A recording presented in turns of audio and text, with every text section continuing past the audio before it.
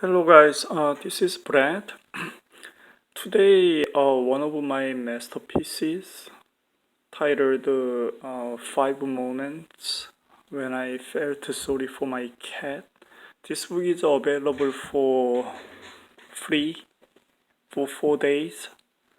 So you can just feel free to download it. And then it's only 12 pages, so for children or young adult.